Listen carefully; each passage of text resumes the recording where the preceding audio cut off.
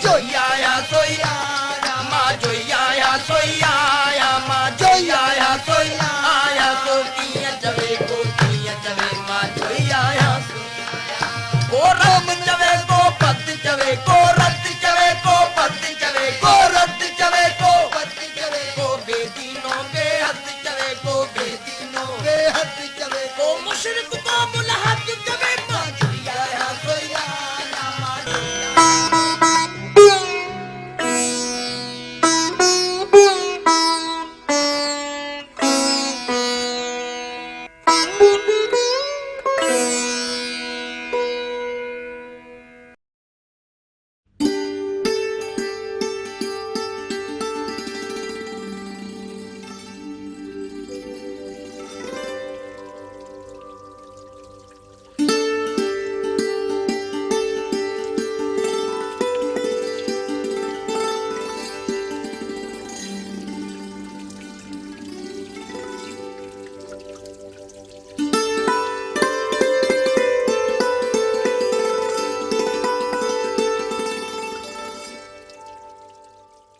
सुखन जी सरजमीन जो सरमस्त सुल्तान हाफिज़ अब्दुल वहाब फारूकी, जंहिंखे नंढपण में ई संदसि साफ़ गोई ऐं सचाई सबबि संदसि मुर्शिद सचू सचल ऐं सचे ॾिनो करे कोठींदो हुयो, सो राणीपुर शहर खां 1.5 किलोमीटर उत्तर में हिकु नंढड़े निमाणे ॻोठ दराज़ा में सन 1152 हिजरी में मियां सलाहुद्दीन फारूकी जे घर में ॼाओ।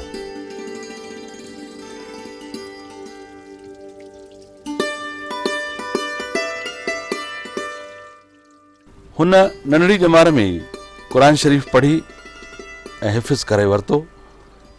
क़ुरान शरीफ़ यादि करण बाद हुनखे वक़्त जे राइज अरबी फ़ारसी इल्मनि सां गॾु मारिफत ऐं तसव्वुफ़ जी तकमील संदसि चाचे ऐं मुर्शिद ख़्वाजा अब्दुल हक साईं कराई।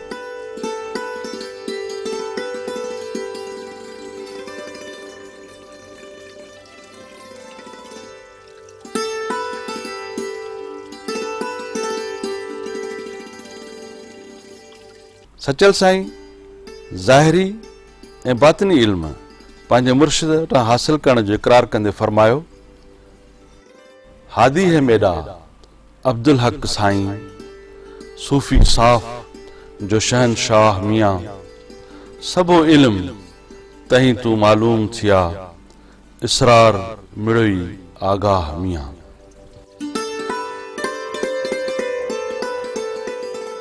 सिंध जे हिन सरमस्त आरिफ बिल्ला सूफ़ी शाइर जी बेबाकी ऐं रूहानी मर्तबे जी ख़बर अहले नज़र ऐं अहले दिल हस्तिन खे पहुची चुकी।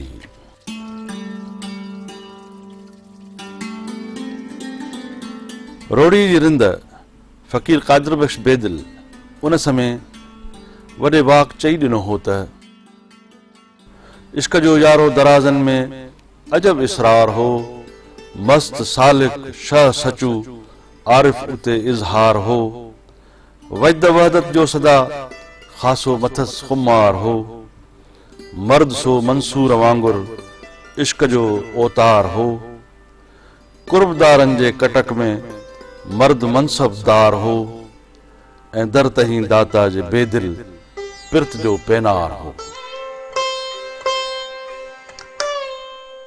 सचल साईं जो हिकु अज़ीम सूफ़ी शाइर मुफ़क्किर ऐं रूहानी रहबर जी हैसियत सां जेको मुनफ़रिद ऐं मथां मक़ाम आहे, जेकॾहिं उनखे ख़्याल में आणिबो त इहा ॻाल्हि तस्लीम करणी पवंदी त संदसि लाज़वाल ऐं बाकमाल शख़्सियत ते जेतिरो इल्मी ऐं तहक़ीक़ी कमु थियणु घुरिबो हो ओतिरो थी कोन सघियो आहे, जंहिंजो हिकु ई वॾो सबबु आहे त हेल ताईं कंहिं बि इक़्तिदारी धुर इदारनि कमेटियुनि अशाती ऐं तहक़ीक़ी मर्कज़नि में सचल शनास शख़्सियतुनि खे मुर्गो शामिल ई नाहे रखियो वियो।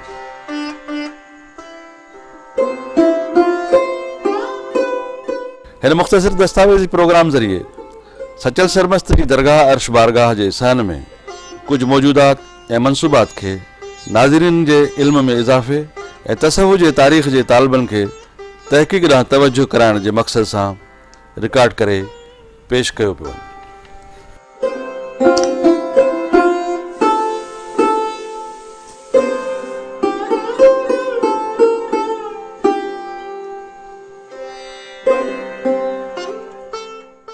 जंहिं जॻह ते अॼु ही निहायती दिलकश ऐं रूह परवर रोज़ो नज़र अची रहियो आहे, इन हंध ते हिकिड़ो खबड़ जो वणु हुयो, जिते रोज़ानो सचल साईं जो ॾाॾो ख्वाजा मोहम्मद हाफ़िज़ उर्फ़ साईं साहिबनो सुबुह जी निमाज़ अची पढ़ंदो हुयो।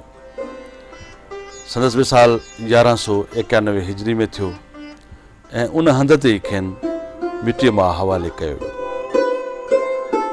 साईं साहिबने जे सजादा नशीन ख्वाजा अब्दुल हक सन 1214 हिजरी में विसाल कयो, जंहिंखे पिणु वालिद बुज़ुर्गवार जे भर में जॻह ॾिनी वई।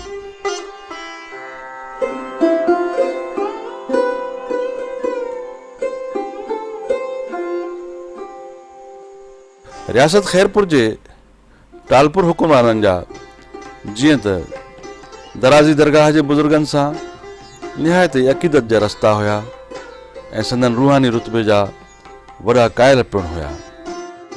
उन ई पस मंज़र में तंहिं वक़्त जे हाकिम मीर रुस्तम ख़ान टालपुर इन्हनि बुज़ुर्गनि जे मज़ारनि मथां हिकु आलिशान रोज़ो तामीर करायो, जंहिंजो कतबो तामीर जो सन ऐं बुज़ुर्गनि बाबति अक़ीदत पिणु वाज़े करे थो।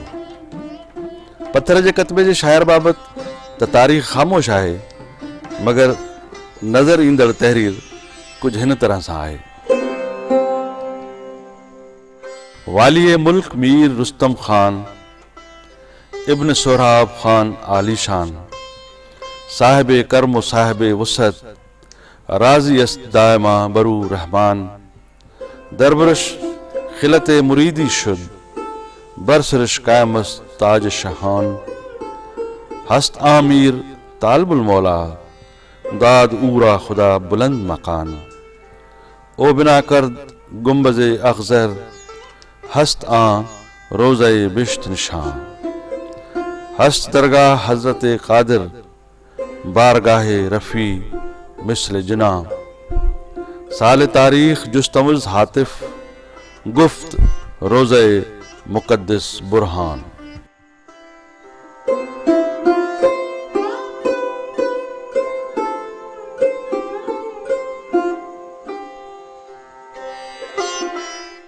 सन 1225 हिजरी में दरगाह जो कुबो ठही रास थियो त साईं साहिबने ऐं ख्वाजा अब्दुल हक जी वफ़ात जा क़तई तारीख़ सचल साईं पाण मौज़ून करे काशी जे सिरनि ते लिखाए संदन मज़ारुनि ते नसब कराया, जेकी अक़ीदतमंदनि पारां चाढ़ियल चादरुनि ऐं गुलनि सबबि घणो करे ढकियल रहनि था, मगर कैमरा ज़रिए असां नाज़रीन खे इन जो नज़ारो करायूं। सचल साईं पंहिंजे ॾाॾे बाबति चयो आहे त गुले फिरदोस रहमत बाग़ फारूक ज़ो इसरार खुदा वाक़िफ़ कुमाही विलायत ऊबुद मशहूर आफाक ज़फ़ोक़ अर्श आज़म ताब माही मोहम्मद हाफ़िज़ो हादी तवल्लुद सनश कामिल नक़ल मज़हर इलाही। पंहिंजे चाचे उस्ताद मुर्शिद पीर ख्वाजा अब्दुल हक जी मज़ार पुर अनवार ते काशी जे सिर ते सचल साईं जेको क़तई तारीख़ मौज़ून करे लिखायो हुयो सो हीअं आहे। मुर्शिद कामिल हक़ीक़त यार वारिस दीन अहमद मुख्तियार गोहर बहरान ही वाहिद लैस फिद्दार गैरहू दयार साल तारीख़ ऊस्त मज़हर हक़ मीम मा व मन अज़ मियां बरदार। कुबे अंदरि ॿियनि मज़ारुनि ते बि कतबा लॻियल आहिनि जेके सचल साईं जे विसाल खां पोइ अबदी आरामी थियल बुज़ुर्गनि जूं ई आहिनि, तंहिं करे उन कतबनि जे शाइरनि बाबति मुकमिल मालूमात त न मिली सघी आहे, मगर साईं सचल सरमस्त जी मज़ार ते नसब थियल कतबो फ़क़ीर कादिर बख्श बेदिल साईं जो मौज़ून कयल आहे। बेदिल साईं खे सचल साईं सां बेहद मुहबत ऐं अक़ीदत हुई। संदसि वफ़ात ते हुन 3 क़तई तारीख़ मौज़ू कया हुआ, हिकु सिंधीअ में ऐं 2 फ़ारसी में। इन ई हवाले सां बेदिल साईं खे सचल सरमस्त जो पहिरियों सवाने निगार पिणु लेखियो वञे थो। सचल साईं जे तुर्बत ते बेदिल साईं जो ही कतो लिखियलु आहे। दरबेज़ाए अज़ल तरक़ीद शुद मखरूज इश्क, कब्ज़ दरियाए मोहब्बत करद बेरू मौज इश्क, अज खुदा बूदी सिद्दीक़ पेश अहमद शुद सचू, अज अली सादिक यकीनो पेशवा ममजूज इश्क, साल ऊरा मुंशी बरलोह तकदीर ई नविश्त, बूद बरबुरजे खुदाओ आफ़ताबे ओज इश्क। दरगाह ते काशीकारी जो कम साईं कबूल मोहम्मद दोयम जे ज़माने में थियो। ही रोज़ो सिंध अंदर पंहिंजे तामीराती हुस्ननि जे लिहाज़ खां बेहद दिलावेज़, दिलकश ऐं ख़ूबसूरत आहे। 100 साल खां मथे पुराणी काशी रंगनि जे इम्तिज़ाज ऐं चमक में अॼुकल्ह जे ठाहियल ठेकेदारी निज़ाम वारी काशीअ खां समय भेरा सुहिणी ऐं बहितर नज़र अचे थी। सचल सरमस्त जे दरगाह सां लॻ सहन में 3 मज़ारूं घणियूं अहमियत जूं हामिल आहिनि, मगर ख़ल्क़ ख़ुदा खे उन्हनि जी तमामु घटि ख़बर आहे। ही मज़ार सचल साईं जे वालिद साईं सलाहुद्दीन फारूकी जी आहे, जंहिंजे कंहिं ज़माने में कतबो लॻल हुयो, मगर कयल तहक़ीक़ बाद इन कतबे जे सन खे दुरुस्त न सम्झंदे हटायो वियो ऐं पोइ हिकिड़ी हीअ नंढड़ी तख़्ती लॻाई वई आहे। छा माण्हुनि खे सचल जे वालिद जे मज़ार बाबति आगाही न ॾियण सां कंहिंजो फ़ाइदो आहे? जे आहे त कंहिंखे? औकाफ़ खाते खे या सचल यादगार कमेटी? दरगाह जे मरकज़ी दरवाज़े जे ऐन साम्हूं ही मज़ार आहे सचल साईं जे पहिरें उस्ताद हाफ़िज़ अब्दुल्लाह कुरैशी सिद्दीक़ी जी। सचल साईं जी क़ुरानी तालीम वटसी मुकमिल थी।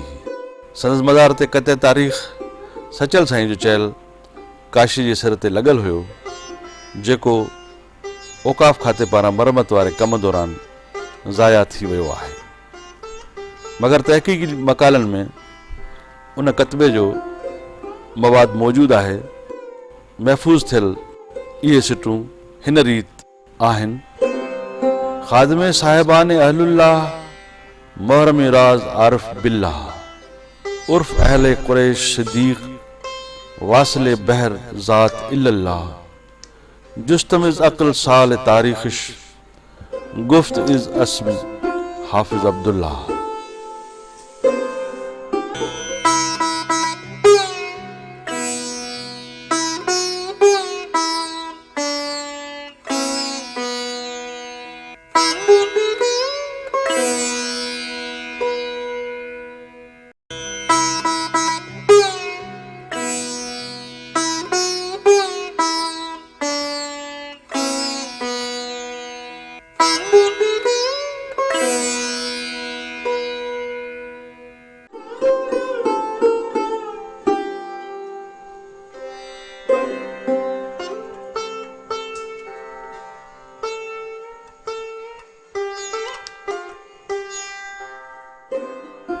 दरगाह जे दीवार जे बुनियादनि में हीअ तुर्बत कंहिंजी आहे? इन बाबति मुख़्तलिफ़ रवायतूं आहिनि। के माण्हू त इन खे घांगरा ज़ात वारे दरगाह जे कंहिं तालिब जी तुर्बत कोठीनि था,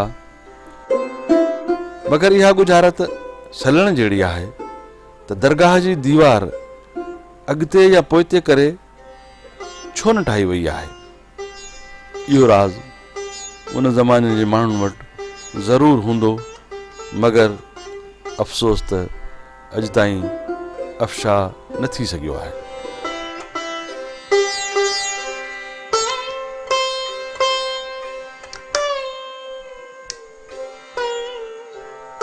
सचल साईं जे सहन में ही हिकिड़ो ॿियो नंढड़ो रोज़ो आहे।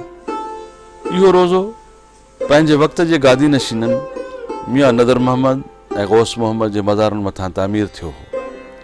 हिन कुबे खे सवाने निगारनि ऐं मुहक़िक़नि तूरसीना करे कोठियो आहे, या तूरसीना वारो कुबो। इन जे तूरसीना हुजण जी निस्बत सां इहो ॿुधायो वियो आहे त कंहिं समय इहा मथां ई जाइ हुई ऐं उते सचल सरमस्त इश्क इलाही जे ग़लबे वजदान ऐं उरूज जी हालत में चढ़ी वेंदो हो ऐं बेसाख्ता अतार मंसूर ऐं तबरेज़ी जियां कलाम कंदो रहंदो हो। पाण इन हंध खे तूरसीना कोठींदो हो, तंहिं करे संदसि बाद ई उहो मक़ाम तूरसीना सॼो वञे थो।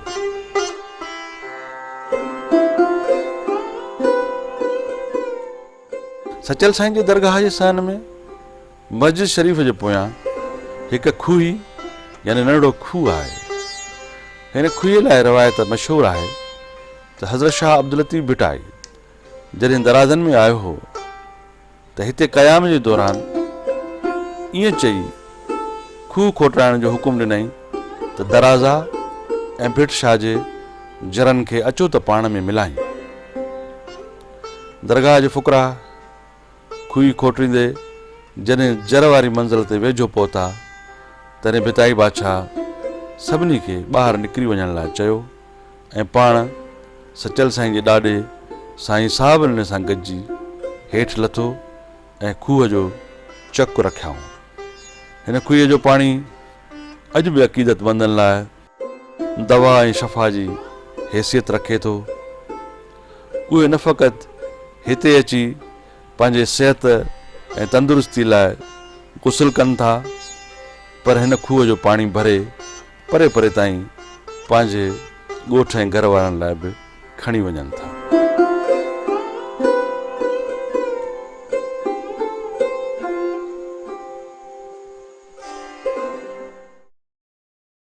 हूअं त सचल साईं जी दरगाह लॻ बेशुमार पुराणा वण आहिनि, मगर हिकु ख़बर जो वण लॻभॻि 250 साल पुराणो आहे।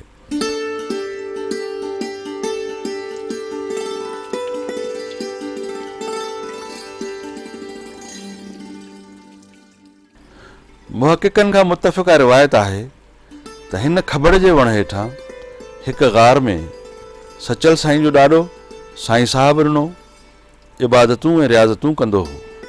चिला कशी में मसरूफ़ रहियो ऐं हिन ख़बर जे वण हेठां साईं साहिब ने 40 चिला कढिया।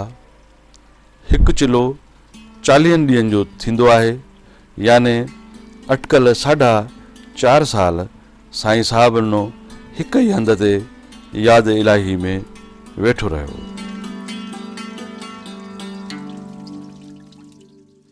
मौलाना मोहम्मद सादिक रानीपुरी लिखे थो त हज़रत भिटाई बादशाह शहर खोड़नि ॾे वेंदे जॾहिं दराज़नि वटां लांघाऊ थियो त फरमायई मूंखे हिते हिकु पकल गिदरे जी ख़ुशबू थी अचे।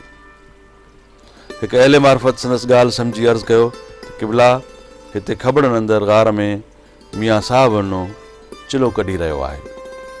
इहो ॿुधी पाण भिटाई बादशाह ख़बर हेठां गार में लही वियो ऐं मियां साहिबने खे ॾिसी चयईं त हाणे यार खे लिकाइण न घुरिजे ऐं पोइ भिटाई बादशाह खेसि ॿाहिरि आंदो ऐं रूह रचंदियूं थियूं। हिन ख़बर लॻी संगमरमर जो चबूतरो आहे जेको दरगाह जे हिकु नेक नियत मुरीद फ़क़ीर रहीम बख़्श शेख पंहिंजे मुर्शिद लाइ जोड़ायो। हिन हंध ते पुराणे दौर में काठ जो चबूतरो हुयो। हिन जॻह खे दरगाह जा अक़ीदतमंद तख़्तगाह कोठींदा आहिनि। 14 रमज़ान जे सुबुह जो गादी नशीन पंहिंजे बुज़ुर्गनि वारे क़दीम सब्ज़ लिबास में अची हिते वेहंदो आहे। सूफ़ी समाज जी रूह परवर महफ़िल थींदी आहे। आख़िर में मुर्शिद दुआ घुरंदो आहे।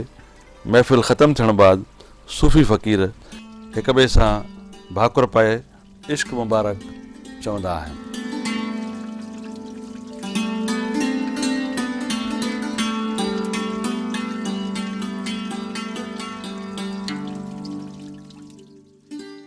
सचल साईं जी सहन में जाॻाल हिन दरगाह जे बानियुनि तोड़े वारसनि खे रोशन ख़याल अमलनि सूफ़ी बासफ़ा साबित करे थी। सा आहे हितां जे क़ब्रिस्तान में हिंदू तालिबनि जूं समाधियूं या क़ब्रूं।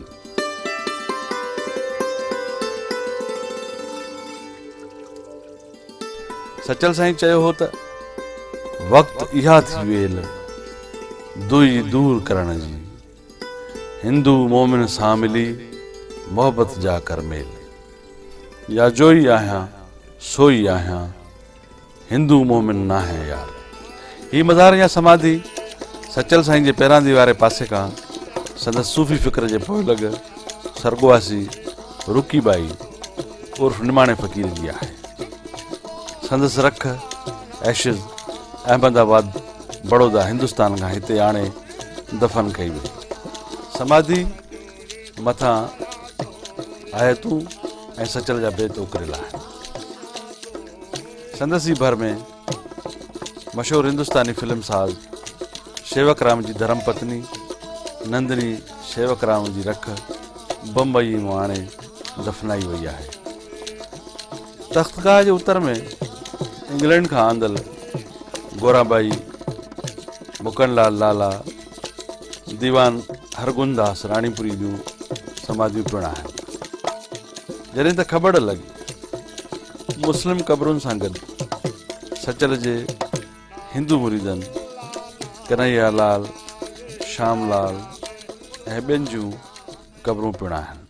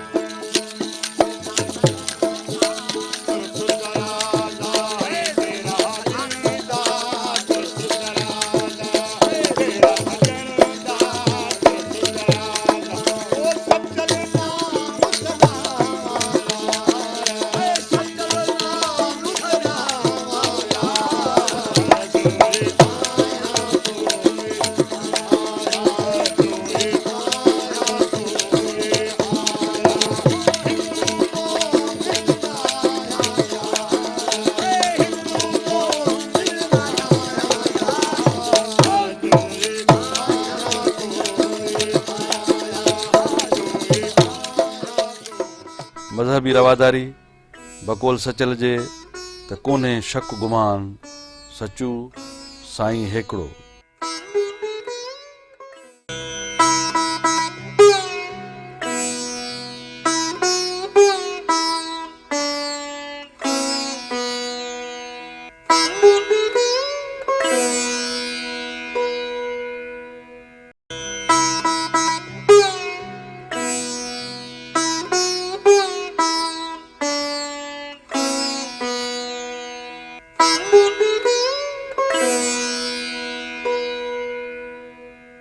सचल साईं जी सुखनवरी दरवेशी बुज़ुर्गी इल्म इरफान जी हर हंधि हाक आहे। हू सरकार मुस्तफ़ा जे हुज़ूर में आशिक़ रसूल जी हैसियत में हाज़िर थींदड़ हुयो। जीअं फ़ारसी शेर में इज़हार कयो अथई त बूदम रोज़ी बख़िदमत मुस्तफ़ा सैयदुल कौनैन आ ख़ैरुल वरा। उन रूहानी मंज़िल जे मालिक जे दर ते रोज़ानो समय सदाऊं हिन तरह जो उभरनि थियूं। ओ सचल मोट सदन में ओ विथियूं ना विज जायला हो विथियूं ना ओ विज जायला सचल मोट सदन में ओ रहबर मोट सदन में ओ विथियूं ना विज जायला हो विथियूं ना ओ विज जायला रहबर मोट सदन में ओ सचल मोट सदन में अल्लाह जड़ा तेरा पांजा पर छिनी ना छॾजन अला हो छिनी ना ओ छॾजन अला रहबर मोट सदन में ओ सचल मोट सदन में विथियूं ना विझजांयला हो विथियूं ना ओ विझजांयला रहबर मोट सदन में ओ सचल मोट सदन में अला जहिड़ा तेड़ा पंहिंजा अदा छिनी ना छॾजन अला हो छिनी ना छॾजन अला रहबर मोट सदन में ओ सचल मोट सदन में बस दिल बस वेठी मालिक ते अञा रहूं अलाए छा हयाती आहे केरे मालिक ते रहूं भली अलाए छा हयाती आहे ये फानी फना आहे फना थियणो आहे हिकु ॼाड़े इंसान खे ये दुनिया छॾणी आहे बस तो बहंदी जावा शल अल्लाह तो बावले दग ते आणे हया मान शान वारे ते जिंदगी हली वञे गैरत सां बस सुड़ी जरा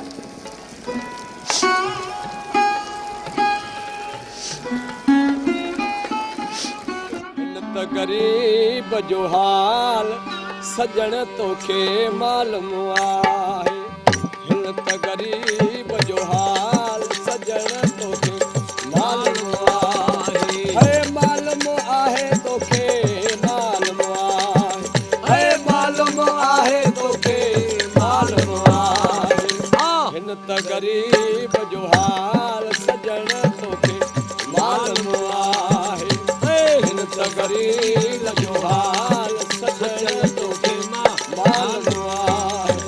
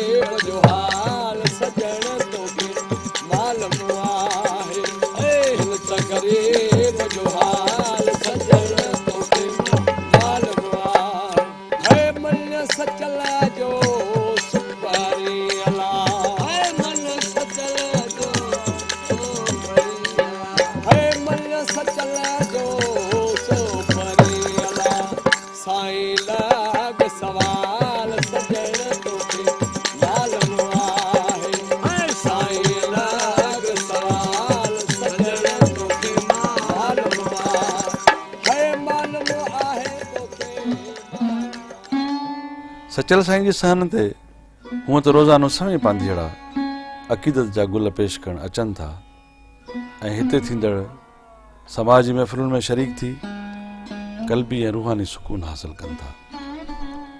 सचल साईं खे सूफ़ी समाज सां बेहद लॻाउ हुयो। कंहिं बि साज़ सरोद ते हथु लॻंदो हो त संदसि मथे जा वार सरासर उभा थी वेंदा हुआ, अखियुनि मां नीर जारी थी वेंदा हुअसि ऐं मथसि अजीब कैफ़ियत तारी थी वेंदी हुई। इन ई पस मंज़र में सचल जे सहन ते थींदड़ समाज महफ़िल में असीं सभु बि शरीक आहियूं। हक़ मौजूद सचल साईं जे सहन में असां जिते ॿियूं तारीख़ी शयूं रिकॉर्ड करे पंहिंजे नाज़रीन ताईं पहुचायूं, उते ॿी अहम शइ आहे सचल साईं जे सहन में रोज़मर्रा सूफ़ी समाज। सुखन जे सरज़मीन जो सरमस्त सुल्तान सिंध जो यगानो आरिफ सूफ़ी शायर सचल साईं पंहिंजे बेबाक शाइरी जे करे सॼी सिंध में मुनफरिद ऐं मथां मक़ाम रखे थो। असां सचल जे सहन में उन्हनि फ़नकारनि जी समाज जी महफ़िल में शरीक आहियूं जेके हड़ो वड़ो सिर्फ़ु ऐं सिर्फ़ु सचल साईं जी अक़ीदत में 12 महीना ॾींहुं राति आधी मांझी सियारे उन्हारे सर्दी गर्मी बिना कंहिं इनाम ऐं इकराम जे लालच जे बिना कंहिं एवॉर्ड ऐं रिवॉर्ड जे लालच ते सचल जी हाज़िरी भरणु अचनि था। उन्हनि फ़नकारनि जी महफ़िल में असां शरीक आहियूं ऐं असां इन महफ़िल में पंहिंजे दरमियान मौजूदु ॾिसूं था सिंध जी नौजवान फ़नकारा जेके थोरे वक़्त में सचल साईं जे पाड़े में हुजण जे नाते सां तमामु पंहिंजो हिकिड़ो नालो पैदा करे चुकी आहे ऐं हू सचल साईं जे कलाम खे भरपूर अंदाज़ में वालियाने अंदाज़ में ॻाए थी। साबरा सुल्ताना जी महफ़िल असां सचल साईं जी सहन ते ॿुधी अव्हां खे ॿुधायूं था। अचे थी साबरा सुल्ताना। ओ हमेशा मैं कने होवे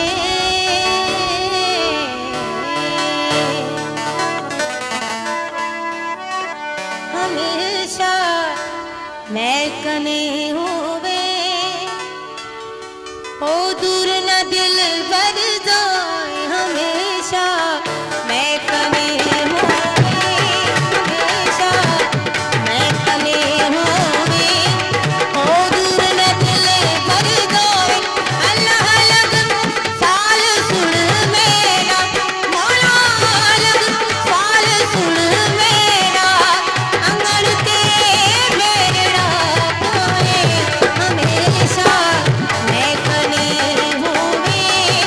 ओ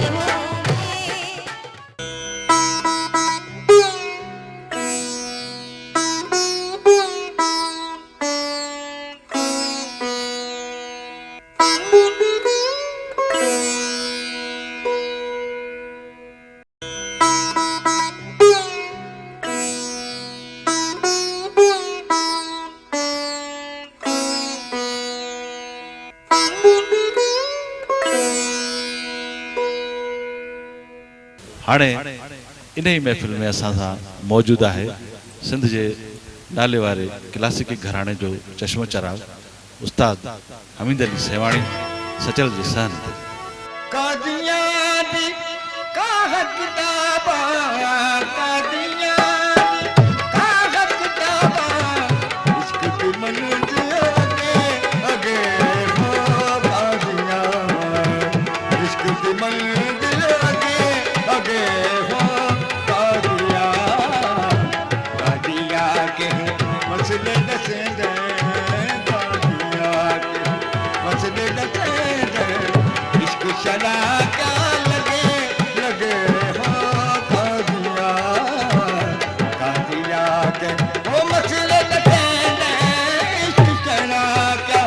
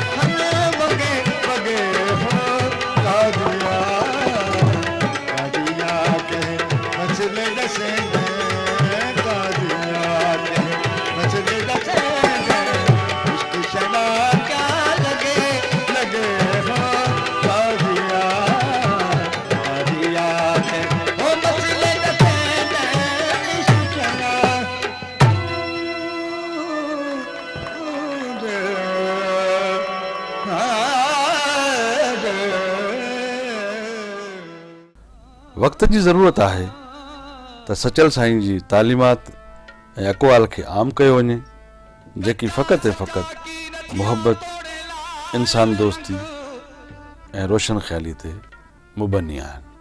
हक़ मौजूद। कच्चा सच्चा की नथिया तोड़े लाइन रंग वो सचल सदा सुंग बिल कच्चा सच्चा थी वया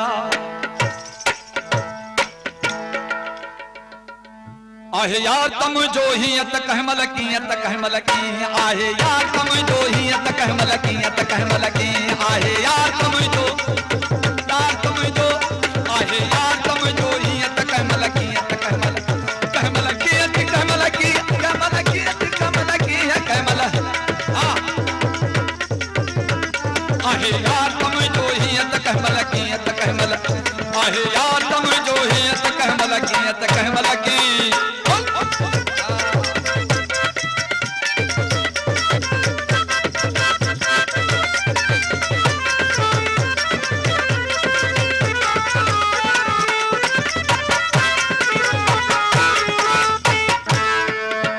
कहमल झुड़त कहमल में हो कहमल झुड़त कहमल में हो कहमल झुड़त